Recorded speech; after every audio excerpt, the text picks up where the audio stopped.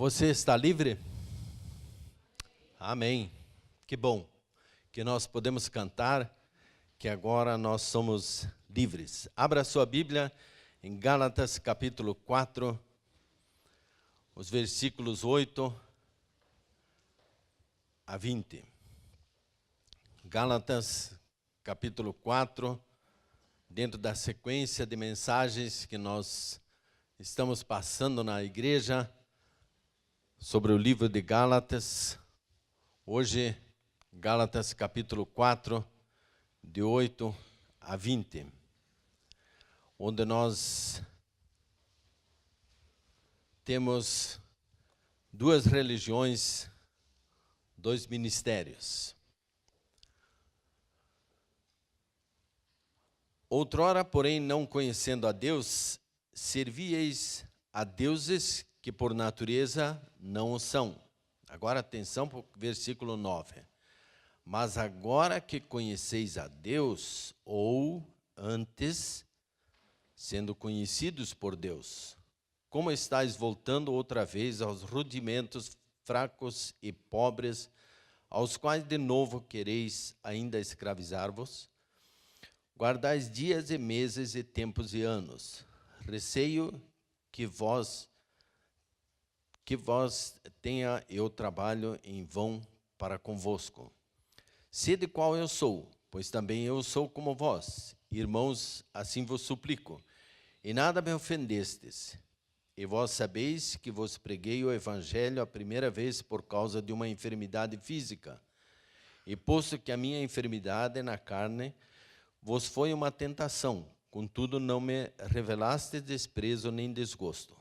Antes me recebestes como anjo de Deus, como o próprio Cristo Jesus, que é feito, pois, da vossa exultação, pois vos dou testemunho, de que, se possível fora, teríeis arrancado os próprios olhos para me dar. Tornei-me, porventura, vosso inimigo, por vos dizer a verdade? Os que vos obsequiam não o fazem sinceramente, mas querem afastar-vos de mim, para que o vosso zelo seja em favor deles. É bom ser sempre zeloso pelo bem, e não apenas quando eu estou presente convosco. Meus filhos, porque de novo sofro as dores do parto, até ser Cristo formado em vós, pudera eu estar presente agora convosco e falar-vos em outro tom de vós, porque eu vejo perplexo a vosso respeito.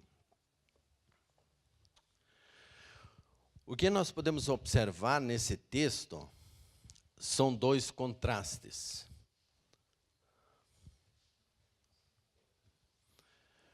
Um deles, no versículo 8 a 13, o contraste entre a fé do Evangelho e as religiões do mundo.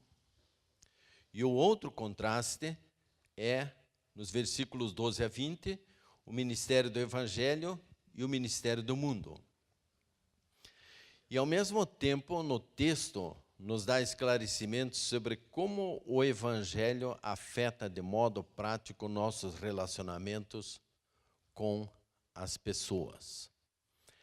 E só para esclarecer, existe uma diferença nesse texto, e muito claro, e queremos que aqui chamamos de ministério do mundo e não ministério do mal. Em João 17:15, Jesus orou assim: não peço que os tires do mundo, e sim que os guardes do mal. O mundo é o lugar em que vivemos, e todos nós vivemos nesse mundo. Não podemos sair daqui a não ser que a gente morra, senão nós vamos viver no mundo. E é aqui que Jesus quer nos usar, quer que eu e você sejamos sal e luz, mas que o Pai nos proteja do mal. O apóstolo Paulo também não está dizendo aos Gálatas que eles estão perdidos, que eles estão vivendo no mal. Eles só estão vivendo uma religião que não é o Evangelho que a Bíblia nos ensina. E um dos objetivos da mensagem de hoje é mostrar a importância desses contrastes. Outro, que possamos aprender a enxergar esses contrastes, porque às vezes nós nem vemos eles, em nossa vida e ao nosso redor. Paulo expressa a sua preocupação e temor ao ver os Gálatas fracassarem nesse sentido. E eu e você, temos fracassado ou nós somos vencedores? Eu espero que nós possamos, no final da mensagem, dizer que somos vencedores. Existe um contraste entre a fé do Evangelho e as religiões do mundo, conforme nós lemos nos versículos 8 a 11. Existe um enorme abismo. Você consegue imaginar um abismo? Imagine você do lado de uma rocha e você olhando para baixo e ali tem um abismo que você jamais gostaria de cair. E existe um grande abismo entre a visão de que Deus nos aceita em decorrência do nosso esforço e a visão de que Deus nos aceita com base no que Jesus fez. Existe uma variedade de diferenças entre a fé do Evangelho e as religiões do mundo. E eu quero destacar algumas. O primeiro deles, no princípio. A religião do mundo atua segundo o princípio. Obedeço, logo sou aceito por Deus. Você pensa desse jeito?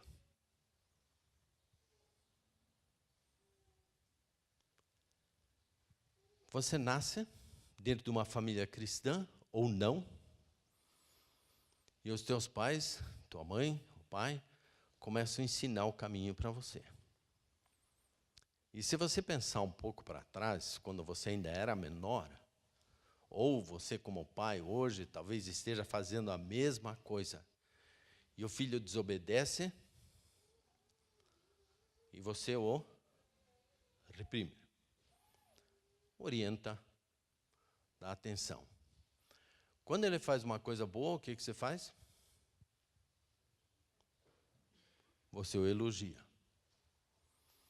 E ele começa a criar dentro dele uma mentalidade que se eu fizer coisa boa, eu vou ser elogiado. Aí ele chega na escola, a professora faz a mesma coisa. O aluno que senta lá no fundão, tá? Que ninguém sentava no fundão, só o Ernesto. Todo mundo sentava na frente, né? Lá no fundão fica aprontando e ele é castigado. E aquele que senta lá na frente, que é estudioso, que só tira 9, 10, que só tira 100 nas provas, ele é elogiado. Portanto, se eu faço a coisa boa, eu sou aceito. Aí ele se converte, vem para a igreja, e ele pensa, bom, mesma coisa, né? Se eu fizer a coisa boa, Deus vai me aceitar. Então, esse é o princípio que as religiões tentam passar para as pessoas. Enquanto a fé do Evangelho atua segundo o princípio, sou aceito por Deus por meio do que Cristo fez. Logo, obedeço. Uma boa diferença, né? Eu obedeço por causa do medo, ou eu obedeço por causa do amor, por aquilo que Cristo fez. Na religião, tentamos obedecer aos padrões divinos por medo. Acreditamos que, se não obedecermos, perdemos a bênção de Deus nesse mundo e no próximo também. E para ser aceito por Deus, aí elaboramos algumas regras que visam o bom testemunho e a proteção do cristão contra o pecado. Não está errado nós montarmos regras. Que nós queremos que ele evite o pecado. Criando regras, a igreja passa a instituir leis, usos e costumes que a Bíblia jamais criou. E sim, nós as criamos. Criamos os nossos ídolos. Criamos o nosso caminho para a salvação. E algumas dessas regras são bem conhecidas por todos nós. Por exemplo, o cristão não pode beber. O cristão não pode fumar. Não pode ir ao show do rock. Não pode ir ao baile. Não pode ouvir música no mundo. Apesar que música clássica ele pode ouvir. Essa não é do mundo. Não pode ir à festa junina. Aí, ultimamente, ficamos falando aí que não pode ir comemorar o Natal e a Páscoa, porque a gente não sabe quando Jesus realmente nasceu, em que época, e assim por diante. Nem sonhar em praticar artes marciais, fazer acupuntura, não pode se tatuar. Quando eu era jovem, e o irmão Henrique Foto não me deixa mentir sozinho, era pecado jogar futebol. A minha mãe dizia para nós, quando nós chegávamos domingo, depois de ter ido jogar futebol, depois da ceia, no domingo à tarde, ir jogar futebol, isso não se faz, isso é pecado. O irmão Henrique compartilha com a gente a ideia, ele gostava de jogar vôlei. E olha, modéstia à parte, era um bom jogador de vôlei. Mas não podia ser cristão e, ao mesmo tempo, ir disputar jogos de vôlei num campeonato. Então, são regras que nós montamos e dizemos que esse é o caminho da nossa salvação. Formamos disso os nossos deuses. E mais, a justiça pelas obras sempre cria ídolos. Acontece, porém, que os falsos salvadores, por ela produzidos, que podem até ser a frequência à igreja, o ministério em benefício do próximo, a leitura bíblica, você deve estar estranhando, né? A participação num grupo familiar ou no ministério são coisas que, via de regra, jamais pensaríamos que podem ser os nossos ídolos. E eles podem se tornar. Quem fez o livro, o estudo 8, nos grupos familiares, e viu lá, quando nós temos que ter um tempo de solitude, você sentar e ouvir, como aquele monge, que durante um ano inteiro, o instrutor dele, o discipulador dele, tinha dito para ele, você sai, vai lá no mato hoje, e durante um ano você fica escutando os ruídos. E ele foi.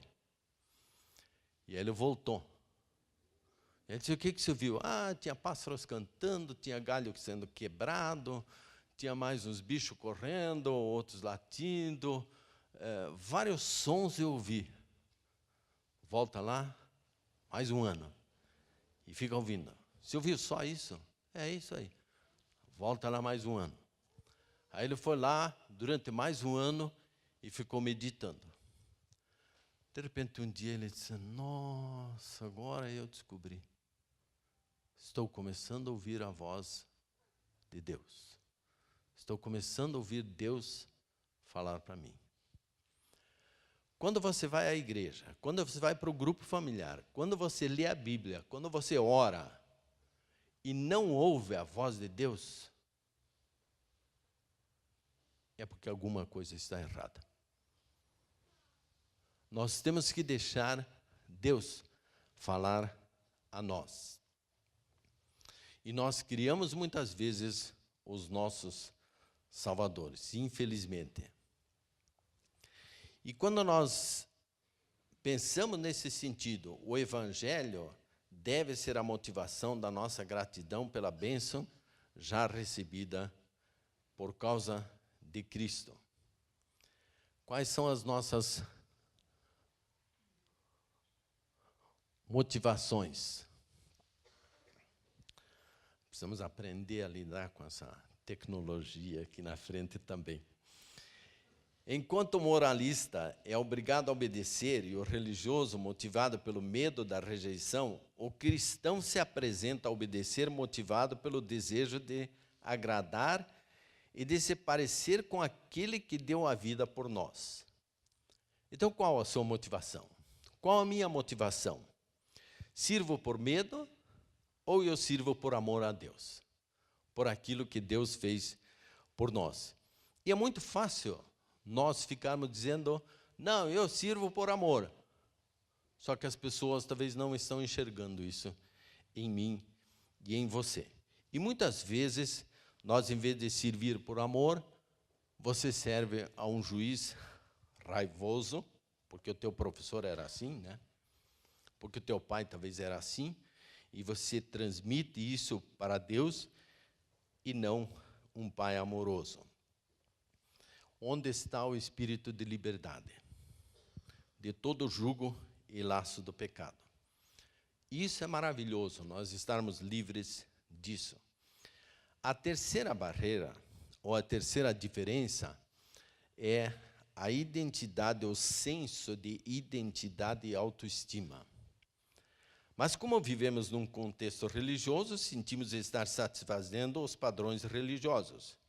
E esses padrões nós mesmos criamos, ou aqueles que convivem conosco. Temos que ter cuidado com a sensação de superioridade e o desdém com relação aos que não seguem o caminho da nossa aprovação. E você já deve ter ouvido um monte de coisa falando mal de não sei quem, não sei quem, não sei quem, não sei quem, né? O evangelho cristão diz que somos tão falhos que Jesus precisou morrer por nós. Mas ainda assim somos amados e valorizados.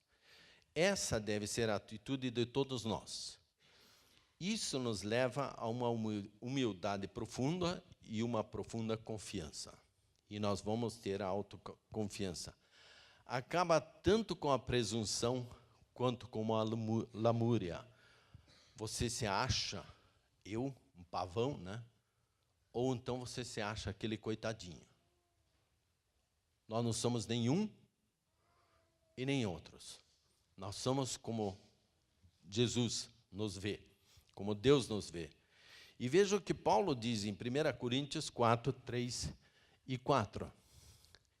Ele diz, mas para mim não tem a menor importância ser julgado por vocês, ou por tribunal humano.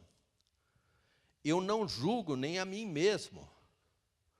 A minha consciência está limpa, mas isso não prova que sou, de fato, inocente. Quem me julga é o Senhor.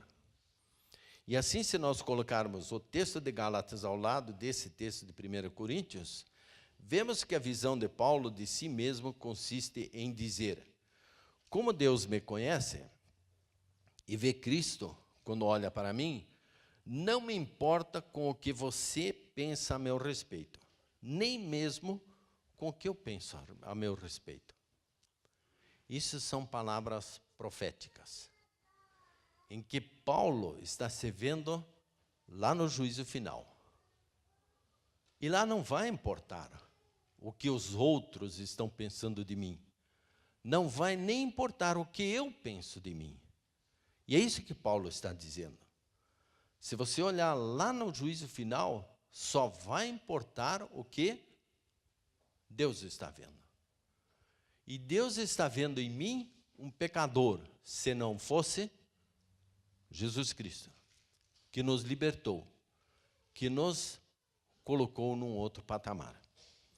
O grande fundamento da certeza cristã não é quanto o nosso coração está voltado para Deus, mas quão inabalável é o coração dele voltado para nós. E por isso eu disse para você, preste atenção no versículo 9, onde Paulo diz, conhecidos por Deus.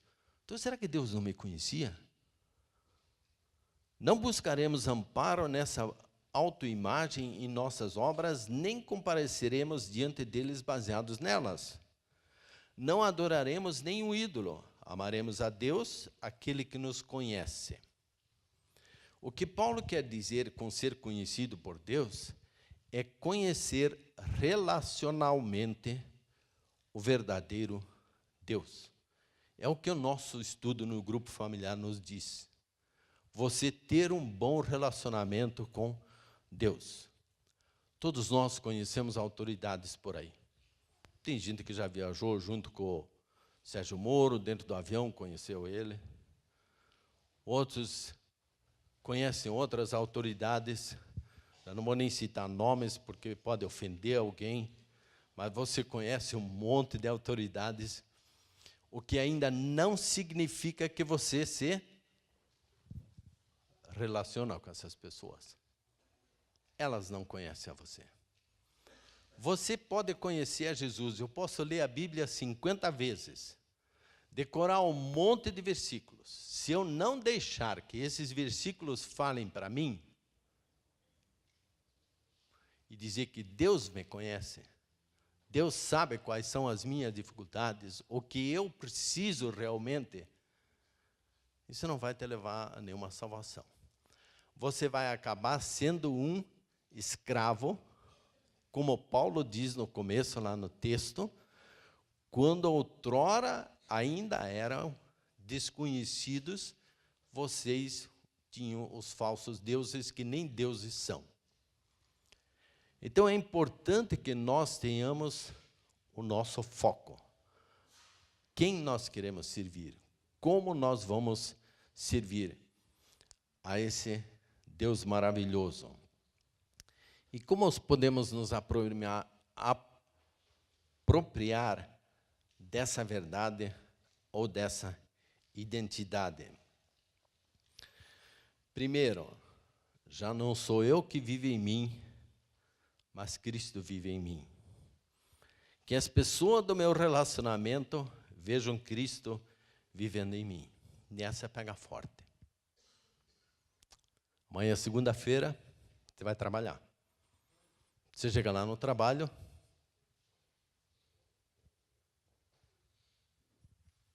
o cara te cumprimenta, você com aquela cara de que azeda, que ninguém quer ficar do teu lado, e você diz que as pessoas do meu relacionamento vejam Cristo vivendo em mim. É assim que é Cristo? Esse Cristo eu não quero. Então, como você vai se relacionar com as pessoas? E olha, tem gente que entra na igreja do mesmo jeito. Também fechado, não cumprimenta ninguém, não olha para ninguém, ainda quando cumprimentam, faz cara azeda. E nós dizemos que Cristo deve viver em mim. A minha visão aguçada de fé me parece mais importante do que quaisquer objetos exteriores. Eu não sei se as coisas das quais a gente luta para ter na vida, através do trabalho, o bem-estar, você dizer que a minha fé aguçada me parece mais importante do que quaisquer desses objetos. Mas é isso que Cristo quer de nós. E quarto, que Jesus seja mais querido, mais intimamente próximo, até do que o mais doce laço terreno. Você ama a tua esposa, você ama teu marido, você ama teus filhos, você tem um bom laço terreno com eles. E você dizer que Jesus é mais querido para você do que isso, é muito forte. Mas é isso que Jesus quer de nós. Os pensadores pós-modernos entendem que o eu é formado e fortalecido por meio da exclusão do outro. E isso nós cristãos temos muito forte dentro de nós. Nós muitas vezes achamos que nós somos melhores do que os outros. Nós somos pessoas que merecem coisas melhores do que outros. E o valor de um cristão não é constituído através da exclusão de alguém.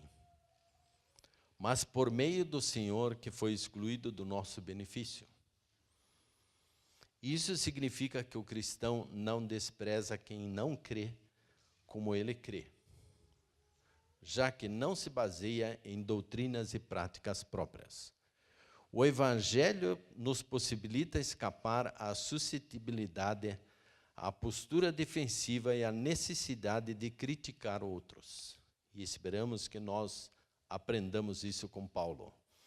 A identidade do cristão não se baseia na necessidade de ser visto como um indivíduo do bom, mas na avaliação de que Deus faz de nós em Cristo Jesus. Que Deus possa estar nos abençoando. E com relação ao ministério do Evangelho, no trecho de 12 a 20, Paulo se volta para o passado, para o tempo em que plantou a igreja em Gálatas e o relacionamento entre ele e os jovens cristãos dali. Há muita coisa que podemos aprender sobre o ministério do Evangelho e o ministério do mundo, que o mundo diz, bem como nos relacionamentos no cenário em que nos encontramos hoje. O ministério do Evangelho, ele é flexível. Paulo afirma, me tornei como vós. O ministério impulsionado pelo Evangelho é flexível, adaptável em relação a tudo, desde que a essência do Evangelho seja preservada. As outras coisas nós podemos mudar. Mas a essência do Evangelho tem que ser preservada. Ele não se deixa prender por particularidades culturais, sociais, intelectuais e de costumes. Segundo, o ministério do Evangelho é transparente. Paulo afirma que vos torneis como eu, no versículo 12. Primeiro ele diz, me tornei como vós. E agora ele diz que vos torneis como eu. As pessoas ao olharem para nós e ver como lidamos com os nossos problemas, porque esses têm, com a decepção, que também nós temos na vida, as interrupções, como conduzimos nossos relacionamentos, como sentimos e reagimos, principalmente sob pressão, e conseguem ver que Cristo é real na minha e na sua vida, eles vão querer esse Cristo. Mas senão, eles não vão aceitar. Via de regra, encontramos fé principalmente por meio de relacionamentos com cristãos alegres, imperfeitos, mas sinceros.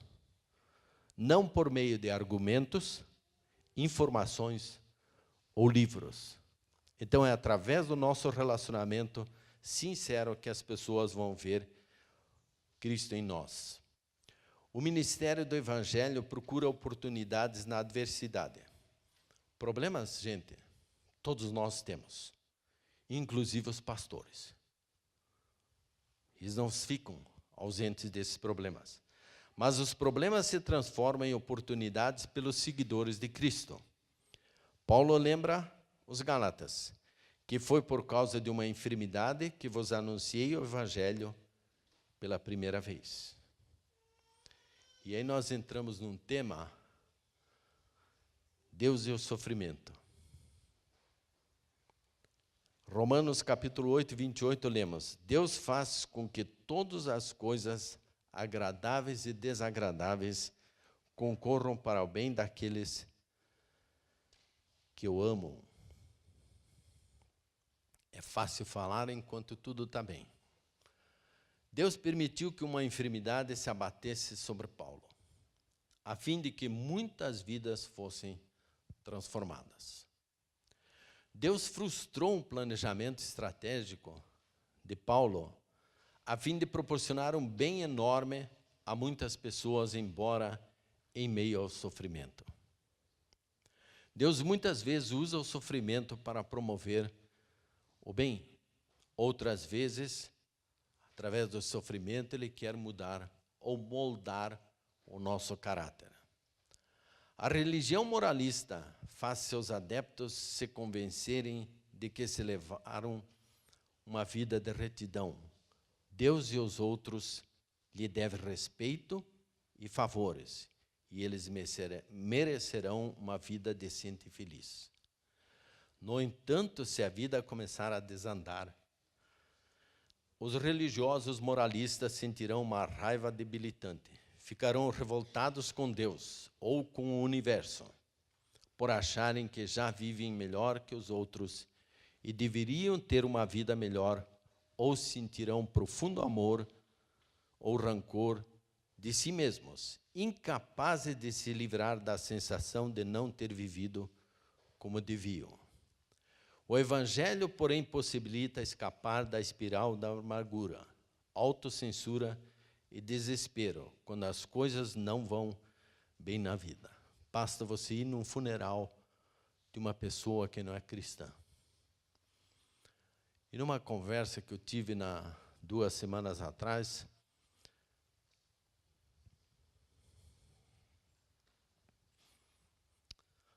com a filha da Tanaka,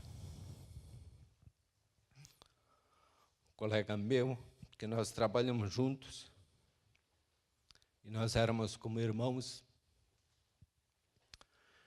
E ela me disse: Ernesto, quando meu pai faleceu, eu senti tudo isso, raiva, amargor, decepção. Eu não sabia o que fazer na vida. E ela arrumou um namorado nesse interim. E o namorado dela dizia: Marga, você tem que ir para a igreja. É só lá que você vai se livrar disso. Essa é a diferença entre uma pessoa só religiosa e uma pessoa que vive o Evangelho. E ela disse: Ernesto, hoje eu estou livre. Eu estou livre. Essa adoção da liberdade, Deus nos dá através do Espírito Santo. E se nós não adotarmos, se nós não seguirmos esse caminho, nós vamos viver pessoas amarguradas. E que Deus possa nos abençoar ao meditarmos sobre a sua palavra. Que Deus possa dar paz a você, liberdade naquilo que você precisa para viver uma vida de acordo com o Evangelho de Deus. Amém?